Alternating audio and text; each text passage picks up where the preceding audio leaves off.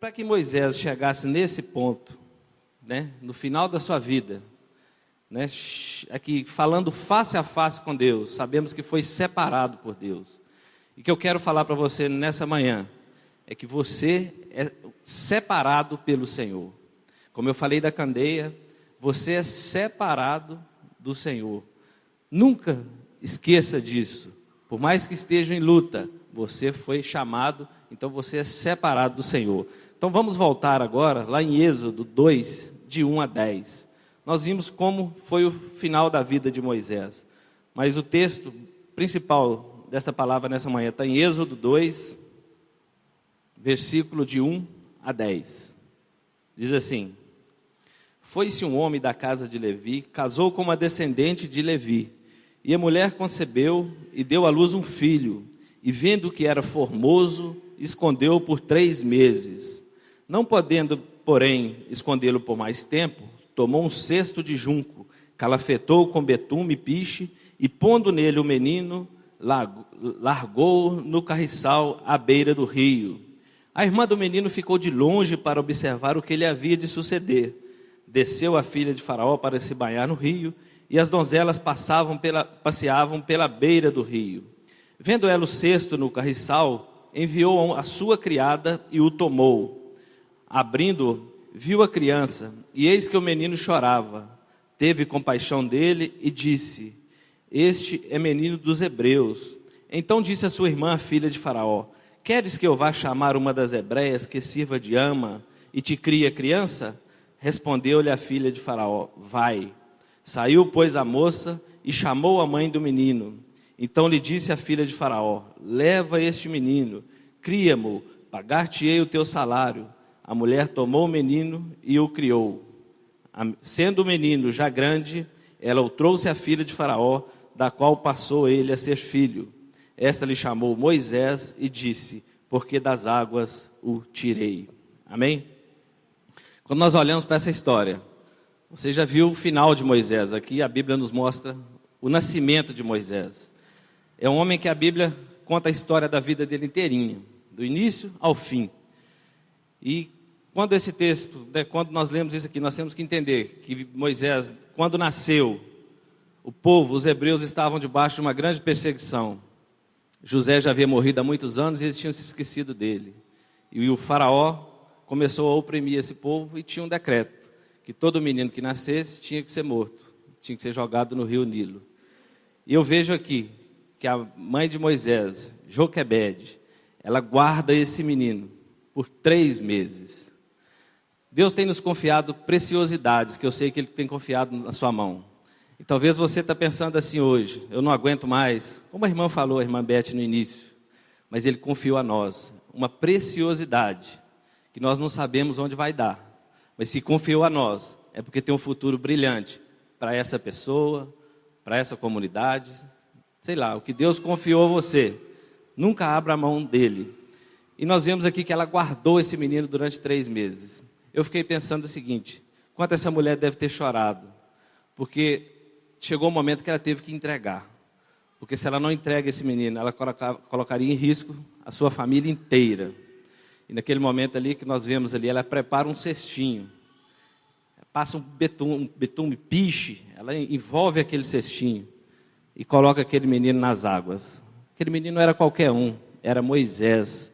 Por isso que eu estou falando, quando Deus confia algo em sua mão, Ele quer que você entregue a Ele. Quando esse menino foi colocado nessas águas, eu entendo que o Espírito Santo de Deus ali começou a agir com o cuidado com ele. A Bíblia fala que o cestinho foi até parar na beiradinha onde a filha de Faraó estava tomando banho. Eu fico imaginando como essa mãe voltou para casa e deve ter chorado. Voltou, bateu o joelho no chão e chorou. Aposto que muitos aqui têm chorado, colocado o joelho no chão. Eu acho que eu não aguento mais essa carga que o Senhor tem confiado a mim. E eu tenho certeza que ela chorou. Mas a Bíblia fala da irmã de Moisés, Miriam, que era mais velha do que Moisés, ficou olhando de longe, ficou olhando assim o cestinho, indo embora, com certeza também chorando. E a Bíblia fala que o menino também chorava. Eu vejo na nossa vida que um coração quebrantado diante de Deus, como a Fernanda fez aqui hoje, faz o céu descer de verdade. Quando a gente abre nosso coração diante de Deus, de verdade, o Espírito Santo de Deus intercede por nós. Eu vejo Miriam aqui como uma figura do Espírito Santo de Deus. A Bíblia fala que esse cestinho encostou e a filha de Faraó viu, pediu que uma das meninas o pegasse. E quando ela pega, ela vê um bebezinho mais bonitinho lá dentro, que era Moisés. E ela queria cuidar dele, ela sabia que era um hebreu. Pensa bem, era para morrer, mas Deus colocou o menino que estava condenado à morte dentro da casa de Faraó, junto com a filha de Faraó. E o mais interessante é que essa menina, vendo de longe, tocada pelo Espírito Santo de Deus, o mesmo Espírito Santo que cronometrou tudo, desde a saída do cesto, a filha de Faraó, essa menina vai lá, Miriam. Ela vai lá e fala com a filha de Faraó. Você devia arrumar uma mãe para ele não pode ficar assim, ele precisa de mamar. Ela deve ter falado para ela. E ela falou assim, é verdade. Ela falou assim, arruma uma ama para ele, ou uma mãezinha para ele, ou uma mãe para cuidar dele. Ela falou assim, é verdade, busca então, chama para mim uma hebreia.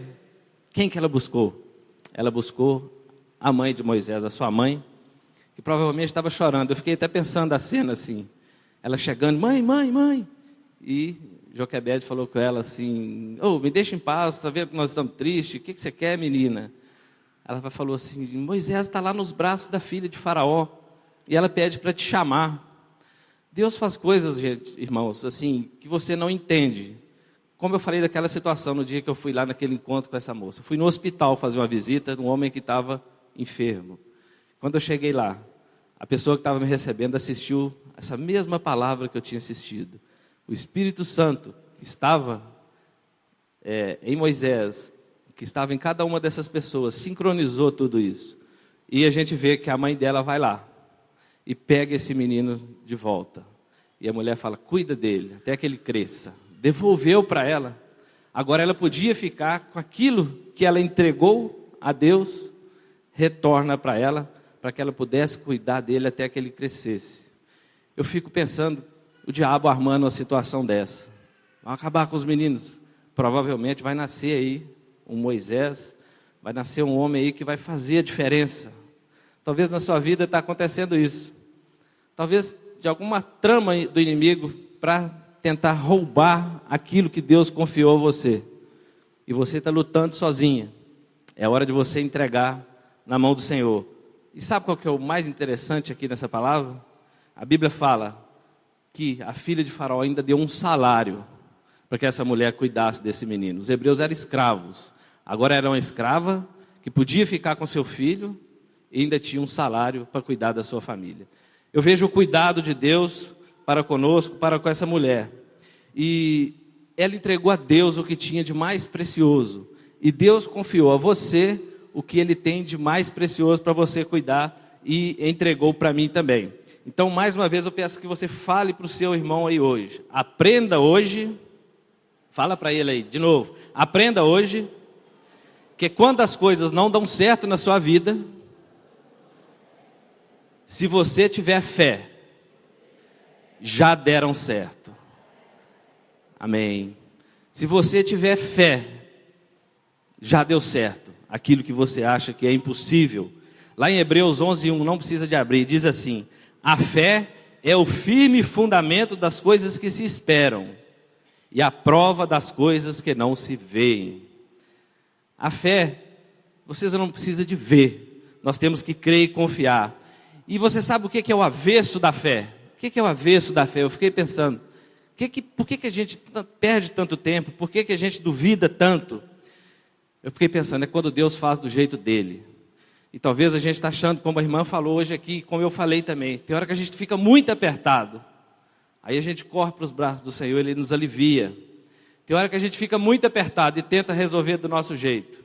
Aí as coisas não dão certo. Então, quando você pede, ora, talvez você fica dias orando, pedindo, jejuando. Você espera, aí você sai daqui cheio, né, da confiança que Deus vai te abençoar no outro dia. Aí nada acontece. Aí você fica triste.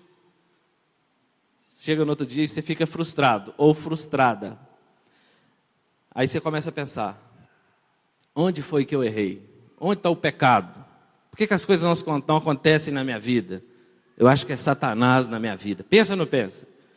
Onde que Satanás está agindo na minha vida? Aí você começa a dar honra a Satanás. Onde Satanás está na minha vida? Eu te digo que Satanás há 2.500 anos já foi pisado na cruz do Calvário. Há 2.500 anos toda a autoridade está na mão de Jesus. O diabo não pode nada, Satanás não pode nada na sua vida, em nome de Jesus. Você tem que tomar posse disso na sua vida, amém? Dê honra a quem merece honra, dê honra a Jesus, coloque o foco em Deus, porque o diabo é o pai da mentira. Aí você vai falar assim, mas eu estou vivendo no meio de uma tormenta e não estou aguentando. Eu não estou aguentando, estou vivendo no meio de uma tormenta. Aí eu tenho uma palavra para você. A palavra de Deus diz lá em Naum, do profeta Naum, diz assim: o Senhor tem o seu caminho no meio na tormenta e na tempestade. As nuvens são o pó dos seus pés. O Senhor tem um caminho na tormenta. Talvez você está aí atormentado com um problema que está difícil de resolver. O Senhor tem um caminho no meio da tormenta. Ele tem um caminho, Ele tem uma saída para você. Como Joquebede ali. Ela achava que não tinha jeito. Daí a pouco o filho estava de volta em casa. E ela tinha ainda um salário. Então confie. Porque o diabo muitas vezes lança na sua vida que tem uma parede de bronze na sua frente que você nunca vai transpor. Mas se você fica longe dela, você nunca vai transpor mesmo, né? Ele te apresenta ali uma parede de bronze. Não adianta ir lá, que você não vai conseguir. Você não se dispõe a ir até lá, realmente você para. Só que é mentira dele, essa parede é de isopor, né? Você chega, você sopra, você, como os meninos fazem no teatro aqui, e é verdade. Essa parede não é de bronze coisa nenhuma, é uma parede muito fraquinha. E em nome de Jesus a gente chega e passa por cima disso. Então eu queria te dizer que ontem, quando eu preparava essa palavra, apareceu na tela do meu computador assim, aquelas mensagens que quando você abre a Bíblia online, aparece lá, mensagem do dia. Falou exatamente isso assim, Levíticos 26:12. E andarei no meio de vós, e eu vos serei por Deus, e vós me sereis por povo. Abriu na minha cara assim, eu achei aquilo fantástico. O Senhor falando que nós seremos o seu povo, e Ele será o nosso Deus. Ele já é o nosso, o meu e o seu Deus, amém? Na Bíblia muitos homens passavam por prova. Às vezes você acha que só você passa por prova, não é isso?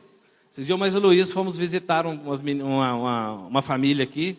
E tinha duas moças lá, elas falavam assim, engraçado, vocês não passam por dificuldade, por isso que vocês não entendem o que nós estamos sentindo aqui. Aí nós falamos assim, você acha que nós não passamos por dificuldade? Não, não passa não, porque vocês estão sempre com a cara boa. Né? Você está sempre com a cara boa. Então as pessoas acham que a gente também não passa por prova. E todos passamos, só que nós passamos com o Espírito Santo de Deus. Nós passamos sendo cuidados, sendo amparados por Deus. E muitos homens passaram por prova. Abraão, quem se lembra? Passou ou não passou?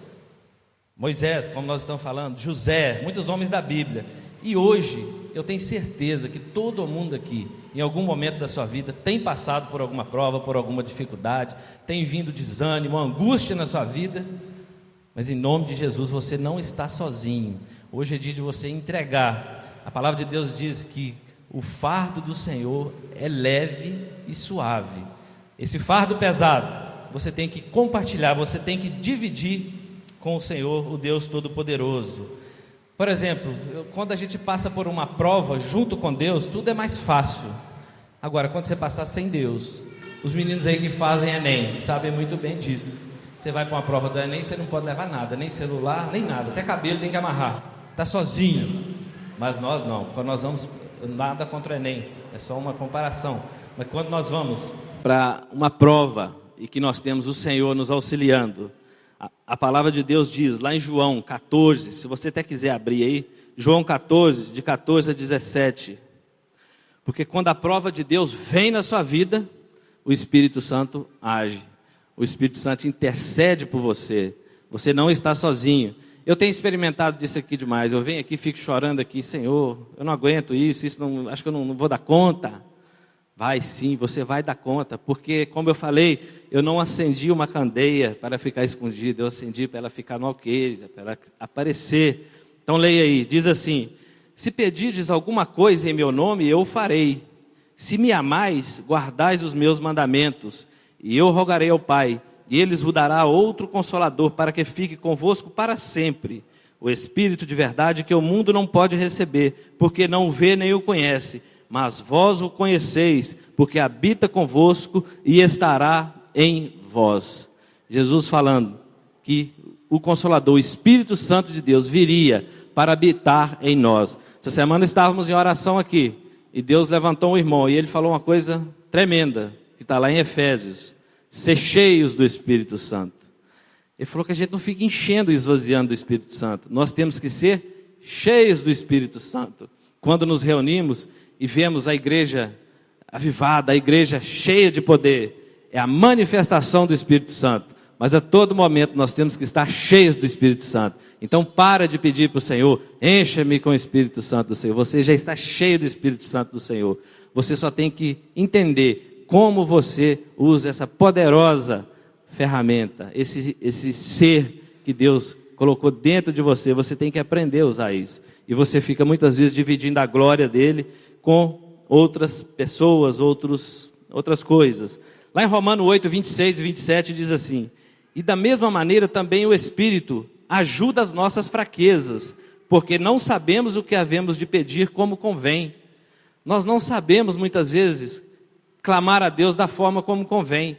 Tem gente que fala assim: eu não sei orar, eu não sei colocar essa causa diante de Deus.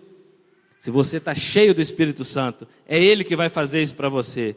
A palavra diz assim também: mas o mesmo Espírito intercede por nós com gemidos inexprimíveis. Você sabe o que é um gemido inexprimível? Que você não consegue nem fazer ideia de como é. E esse gemido, eu estava até pensando esses dias que era do próprio Espírito Santo. Mas eu entendi que esse gemido é seu. Quando você ora a Deus, talvez você nem sabe como falar, mas a palavra de Deus diz que Deus conhece o nosso coração. E quando você entrega para o Espírito Santo de Deus, Ele entrega para Deus. Se você fica com isso e não entrega para o Espírito Santo de Deus, você não dá a Ele liberdade de agir na sua vida. Não tem como chegar a Deus. Deus sabe a sua dificuldade. Deus sabe a sua prova, a prova que você está vivendo. Mas se você não colocar verdadeiramente diante dEle, se você não usar o Espírito Santo de Deus que está em você, não tem como chegar a Deus. Então você não vai receber essa bênção. A palavra de Deus diz também, lá no versículo 27 de Romanos 8, mas Ele que esquadrinha os corações, ou seja, Deus, sabe qual é a intenção do Espírito, porque conforme a vontade de Deus, Ele intercede pelos santos. Conforme a vontade de Deus, Ele intercede por você. Então não desanime, não desista. Portanto, o que você está esperando é para tomar posse da sua bênção. Eu te digo, convide Jesus para entrar na sua vida. Talvez tenha alguém aqui que ainda não convidou Jesus para entrar na vida dela. Pensa aí, tem alguém aqui que ainda de verdade não convidou o Senhor para entrar na sua vida? E talvez alguém já convidou. Acho que todo mundo aqui já convidou, não é isso? Então comece a usar, comece mesmo a colocar as suas causas diante do Espírito Santo de Deus. Lá em Isaías 40, 18, se você quiser abrir, 18 e 19. Tem muita gente que não entende a dimensão de Deus. Né? O pastor Isaías está dando um curso para nós aqui, e ele falou: Deus criou todo o universo, ele é tão grande, tão gigante, que Ele está em todo lugar, Ele pode estar em todos os lugares. A Bíblia diz lá então, Isaías 40, 18, a quem vocês compararão Deus? Como poderão representá-lo? Você pode comparar Deus com alguém? É possível representar Deus de alguma forma? A Bíblia diz assim: com uma imagem que funde o artesão e que o ourives cobre de ouro e lhe modela correntes de prata? Você acha que é fazendo uma estátua que vai representar a Deus de ouro? Também fala, ou com o ídolo do pobre. O rico faz um ídolo de ouro, talvez um pobre faz um ídolo que pode apenas escolher, a Bíblia fala no versículo 19, ou com o ídolo do pobre, que pode apenas escolher um bom pedaço de madeira e procurar um marceneiro para fazer uma imagem que não caia. Eu estou falando isso porque essa semana passada eu até falei a terça aqui, eu fui em Ouro Preto fazer uma gravação lá sobre turismo. E andei filmando aquelas igrejas lá de Ouro Preto, e um guia andou com a gente, um guia que já dormiu pelas ruas lá, um rapaz que a vida inteira foi muito carente, e hoje ele é um guia turístico, conhece toda a história de Ouro Preto, mora naquelas ruas a vida inteira. Andamos por umas minas e ele estava explicando para mim. A gente chega lá, não são igrejas imponentes? Ele falou, essa igreja aqui era a igreja da sociedade mais alta, era dos poderosos, dos ricos, só pela fachada, e ele falava os detalhes. Essa igreja aqui é a igreja que os escravos frequentavam, porque ela tem alguns detalhes. E ele falou, sabe de uma coisa? Nenhum dos sacerdotes dessas igrejas eram homens verdadeiramente consagrados a sacerdotes. Todos eles eram escolhidos politicamente, porque de alguma forma eles precisavam de congregar. Eles faziam uma coisa até bacana, congregar, reunir o povo, sem a presença de Deus. Enchia lá de ídolos, cada um botava os seus ídolos. Portanto, hoje você vai lá, se você quiser entrar, você tem que pagar, né? E a Bíblia está falando para nós que como vamos comparar a Deus? Com coisa assim? Você acha que você vai achar Deus lá dentro? Né? Aí a palavra de Deus diz lá em Atos 17, 24. O Deus que fez o mundo e tudo que nele há é o Senhor do céu e da terra, e não habita em santuários feitos por mãos humanas. Então, é impossível Deus habitar dentro de uma igreja, dentro desse templo físico. Deus está nos dando esse templo. Ele não está nos dando porque Ele vai morar aqui. Ele vai morar em nós. Ele vai morar em mim e em você. Lá em Gênesis 1, 26, diz assim: então disse Deus, façamos o homem à nossa imagem, conforme a nossa semelhança. Você é imagem e semelhança de Deus. Você não foi feito por mãos humanas. Você foi feita por Deus. Você foi feito por Deus. O João foi feito por Deus, né? Quando ele estava lá no ventre da mãe dele, o Senhor estava lá. É um milagre. A gente vê como é que se gera um filho, como é que ele cresce e se torna um homem. E fala para o seu irmão aí de novo. Está parecendo que estou enjoado com isso, mas eu queria que você falasse para o seu irmão aí de novo. Sabia que Deus te fez parecido com Ele? Fala mesmo, fala de novo aí, fala aí, Bia. Sabia que Deus te fez parecido com Ele? Porque lá em 1 Coríntios 3, 16 e 17 diz assim: vocês não sabem que são santuário de Deus e que o Espírito de Deus habita em vocês? Se alguém destruir o santuário de Deus, Deus o destruirá. Pois o santuário de Deus, que são vocês, é sagrado. Então você é um templo sagrado do Senhor. Por isso que o diabo não pode nem pensar em tocar em você. Porque você é um templo sagrado do Senhor. E por que o Senhor nos chamou, nos separou então? Porque que Ele quer que todos sejam um templo sagrado dEle. Porque todo ser humano foi criado à sua imagem, à sua semelhança. E se nós não agirmos, e se nós desistirmos, e se nós não entregarmos verdadeiramente todo o nosso ser no altar do Senhor, muitos irmãos, gente, vão perecer e vão para o inferno. Por isso nós precisamos abrir essa igreja, encher essa igreja, precisamos de fazer tudo que for possível para que o Senhor possa mesmo colocar o Espírito Santo dele dentro de cada um. Então, em nome de Jesus, eu profetizo hoje. Talvez você ainda não tenha esse entendimento. Talvez você realmente ainda não está cheio do Espírito Santo. Então, hoje, em nome de Jesus, o Espírito Santo do Senhor quer te fazer farto da presença dele, cheio da presença dele. Você recebe aí em nome de Jesus? Então, por que você está esperando para tomar posse dessa bênção? Eu fiquei pensando, sabe o que o Espírito Santo é? Quem conhece o GPS, né? Quem anda por aí, viaja, GPS, ele nos guia pelos caminhos. O Espírito Santo é como se fosse um GPS dentro do ser humano. E eu fiquei pensando outra coisa. Quando a gente fala que nós somos salvos pela graça, e é verdade, a salvação é de graça, Deus deu a cada um. Eu creio que cada um, a Bíblia diz que cada um que confessar o Senhor Jesus como Senhor e Salvador da sua vida será salvo. Amém?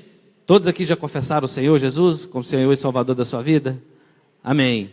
A salvação é de graça, mas tem muitas promessas do Senhor, tem muitas profecias, e que precisa da sua participação. Esse não é de graça. Esse depende da sua ação, depende da minha ação. Por isso nós não podemos desistir. Senão nós poderíamos desistir. Por exemplo, alguém profetiza algo em sua vida. Você tem que fazer acontecer, né? Se você cruzar os braços, vou profetizar a sua faculdade, você vai formar, né? A Fernanda está fazendo mestrado. Alguém profetizou na vida dela que ela faria o mestrado. Mas se ela não estudar, se ela não se preparar, isso nunca vai acontecer. Então, as promessas de Deus que estão na Bíblia, para mim, para você, depende da nossa ação, depende da minha e da sua ação. E muitos querem receber aquilo que você já tem.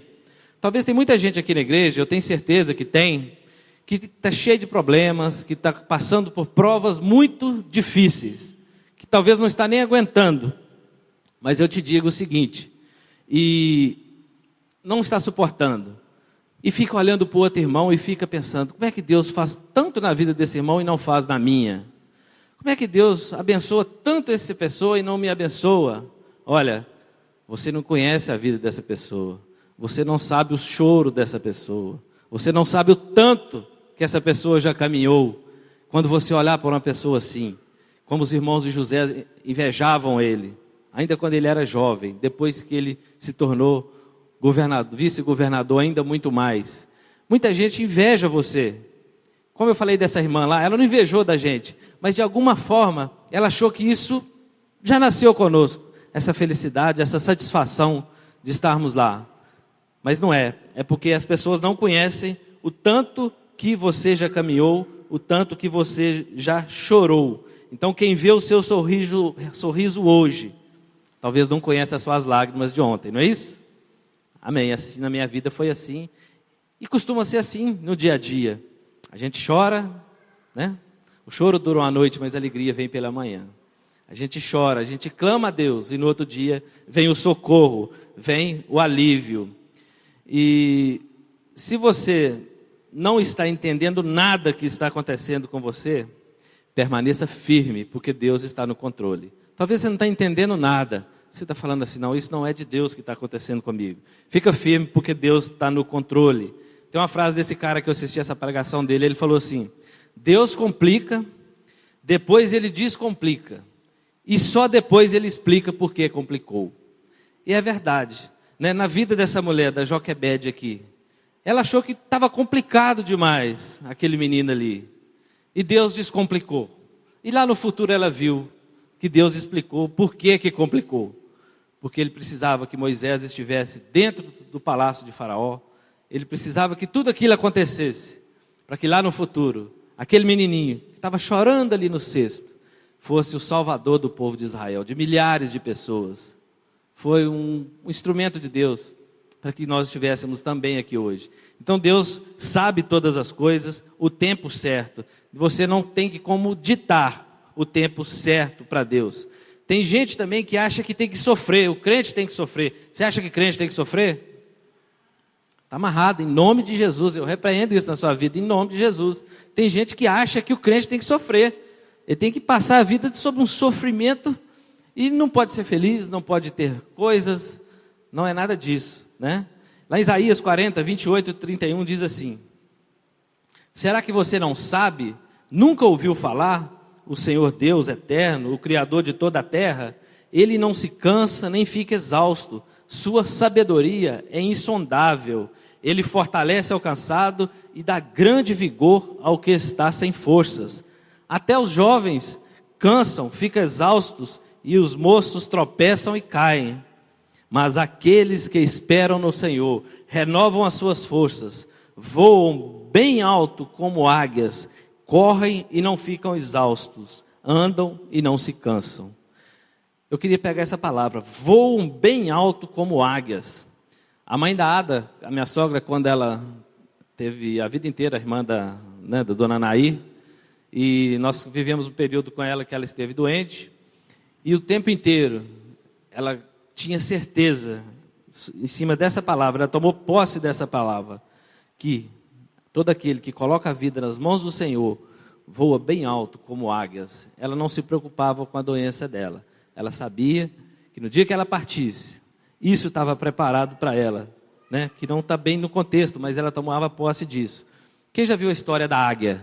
Muita gente sabe a história da águia, não sabe? A águia voa bem alto. Uma águia vive 70 anos, mais ou menos.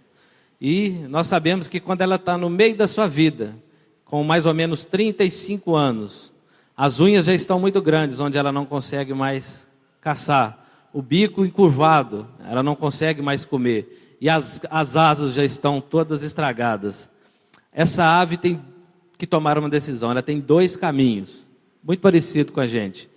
Ou ela para e se entrega a ficar em torno de 8 meses parada num ninho, ou ela morre. Sabe o que ela tem que fazer? Primeira coisa, ela tem que arrancar as unhas, depois ela tem que bater o bico na pedra até arrancar o bico, e ela vai esperar alguns meses até que a unha e o bico cresçam de novo. Depois que o bico nasce, ela arranca todas as penas e fica mais alguns meses até que a pena volte. E depois de aproximadamente 8 meses, aí sim, ela dá um novo voo. Isso é o novo nascimento. Nós, quando aceitamos Jesus no meio da nossa caminhada, talvez a gente não quer morrer para o velho homem, mas quando nós aceitamos Jesus na nossa vida, é isso que acontece. Nós morremos para o velho homem, nós temos que arrancar. Isso tem que ser nós. A própria águia quebrou o seu bico, arrancou a sua unha e arrancou a sua pena, para que tudo nascesse de novo. E ela teve uma nova vida, mais 35 anos de reinado. A ave é uma das aves mais poderosas, uma das criações mais belíssimas de Deus. Porque a criação mais bela de Deus sou eu, é você, que somos feitos à imagem e semelhança dele. Então, quando nós nascemos de novo, muita gente não entende o novo nascimento, é isso. O Senhor está nos dando uma nova roupagem, o Senhor está nos dando uma nova vida, está dando um livro em branco, asas novas, garras novas, bico novo, né? Então, onde você meter o bico daqui para frente, que seja em nome de Jesus, né? Tudo aquilo que você falar, tudo aquilo que sair da sua boca, que sejam palavras de bênção. Então, quando o Senhor for te usar, Ele quer te usar para a honra e glória dEle. Amém? Lá em Isaías 1,19 diz assim: se estiverem dispostos a obedecer, comereis os melhores frutos dessa terra. Algumas versões dizem assim: se quiserdes e ouvirdes, comereis o bem desta terra. Então, se você ouvir a palavra de Deus, se realmente essa palavra fizer tocar no seu coração, você vai comer o melhor dessa terra e não precisa de sofrer. Amém? Então, prova não é para te matar. Você é provado e depois aprovado, né? Prova não é para matar ninguém. Muita gente acha: estou na prova, estou passando pela prova. Que bom que você está passando pela prova, porque você vai ser aprovado em nome de Jesus. Amém? E o que você vai colher, tudo que você plantar na sua luta, você vai colher. Talvez você está plantando coisas aí que você não está aguentando mais, não está suportando. Vou entregar. Você vai entregar para Jesus, né? Porque se você entregar para o diabo, ele faz arruaça na vida da gente. Então, se você vai entregar, entregue-se para Jesus. Quem se lembra do povo saindo do Egito? O próprio Moisés conduzindo o povo para sair do Egito. Tinham 2 caminhos. Quem lembra dos 2 caminhos? Tinha o caminho dos filisteus, que era um caminho teoricamente muito mais fácil, e tinha o caminho pelo Mar Vermelho. Qual caminho você escolheria? O mais fácil ou o mais difícil? O mais fácil. Deus falou com ele: vai pelo caminho do Mar Vermelho. Pensa bem. Talvez você está achando que Deus está te dando uma rota muito difícil, mas é porque vai ter um livramento lá na frente. Talvez você está achando que essa rota que Deus está te dando, Ele está por fora. Eu estou vendo ali, a chegada é ali. Olha, quando Deus mandou que o povo de Israel passasse pelo Mar Vermelho, que eles acamparam, os meninos devem ter gostado daquela época. Nós vamos para a praia, né? Vamos para o deserto, nada, vamos para a praia. Levou os meninos tudo para a praia, eles devem ter adorado. Só que quando eles estavam acampados ali na beira do Mar Vermelho, o exército de Faraó, 600 carros de ferro, cavalos, todo o exército de Faraó vinha para cima deles. E eles correram até Moisés e falaram: ó, o povo está chegando aí, e agora? Não tinha sepulcro suficiente para nós lá no Egito? Para que morrer aqui? Por que nos deixou lá? O que a Bíblia fala? Que o anjo do Senhor que ia à frente deles passou para trás. Você tem que entender que Deus tem um exército que peleja pela sua vida, pelas suas causas. Nesse contexto, nós estamos vendo aqui o exército de Faraó, o exército mais poderoso daquela época. A Bíblia fala de um anjo que passou para trás. E houve uma escuridão e aquele povo não pôde se chegar até o povo de Israel. E Deus fala para Moisés: estenda a sua mão e as águas vão se abrir. Ele estendeu e por toda uma noite veio um vento. Sabe aquele vento impetuoso? O vento do Espírito Santo de Deus soprou sobre aquelas águas. O mesmo vento que quer soprar sobre a sua vida, que quer abrir o mar para você passar. Talvez você ache que está no limite, mas aquilo não passa de uma placa de isopor na sua frente. Com um sopro aquilo vai abrir. E em nome de Jesus, eu te digo que quando Moisés levantou o cajado, o mar se abriu e todo aquele povo passaram a pé enxuto. E eu fico pensando o seguinte: como é que Deus é poderoso? O inimigo quer te atormentar, né? Ele esperou que o último hebreu botasse o pé para fora do mar e que o último egípcio botasse o pé dentro lá da passagem pelo mar e cobriu aquele povo todo. E houve um grande livramento, porque se aquele povo vai pelo caminho mais fácil, o caminho dos filisteus, eles teriam sempre essa perseguição desse exército desse exército egípcio sobre a vida deles. Então eu te digo que, como a irmã falou, uma vez que o Senhor te dá o livramento, Ele te dá para sempre. Deus, quando quer nos curar, Deus, quando quer nos livrar de algo, é para sempre. Quando Ele nos dá uma nova roupagem, é para sempre. Aquela prova nunca mais vai voltar na sua vida. Você tem que tomar posse disso. Em nome de Jesus, tudo que Deus vai fazer na sua vida, a prova que você está passando, ela vai passar e nunca mais vai voltar. Em nome de Jesus, eu tomei posse dessa palavra, eu tomo posse dessa palavra todos os dias. E Deus às vezes nos faz andar pelo caminho mais longe para nos ensinar. Então, talvez você ainda não começou essa caminhada, colocar a sua vida diante do Senhor, ainda dá tempo. E dá tempo também para recomeçar. Talvez alguém está pensando em sair um pouco dessa caminhada com o Senhor. Está na hora de recomeçar. E eu te convido hoje, se você ainda não se decidiu colocar a sua vida nas mãos de Jesus, que coloque hoje. E se você está desviado desse caminho, que volte para Ele hoje. Porque essa bênção é para todos. Talvez você pense assim: isso era para Moisés, né? Isso é para Daniel, isso é só para o pastor Davi. Então, lá em João 3,16, todo mundo conhece, muito conhecido, porque Deus amou o mundo de tal maneira, né, que entregou o seu Filho unigênito para todo aquele que nele crê, não pereça, mas tenha vida eterna. Todos. Lá em Atos 10:34, então falou Pedro dizendo: reconheço que Deus não faz acepção de pessoas. Em 1 Timóteo 2,4 diz assim: o qual deseja que todos os homens sejam salvos e cheguem ao pleno conhecimento da verdade. E João 3,3 para terminar: na verdade, te digo que aquele que não nascer de novo não pode ver o reino de Deus. Então, meu irmão, eu falo para você nessa noite, se essa tua causa é muito difícil, entregue para o Senhor Jesus. Entrega na mão dele. Não tente lutar sozinho, não tente arrumar outros meios. Entrega na mão dele. E ele vai levantar pessoas, Ele vai levantar recursos. Se o seu problema é recurso financeiro, Ele vai resolver. Se o seu problema é saúde, Ele vai te sarar. Se o seu problema é relacionamento, Ele vai restaurar, desde que você entregue nas mãos dEle. Enquanto você lutar sozinho com esse tipo de problema, com essa tua prova, em nome de Jesus eu hoje profetizo sobre a sua vida, que se você lutar com o Senhor, tudo irá se resolver na sua vida. O Espírito Santo de Deus que está em você vai interceder diante de Deus com gemidos inexprimíveis. Pode ser a coisa mais dura do mundo. Ele vai levar até Deus. E Deus conhece o seu coração. E o alívio virá em nome de Jesus. E o mar vai se abrir na sua vida. Amém?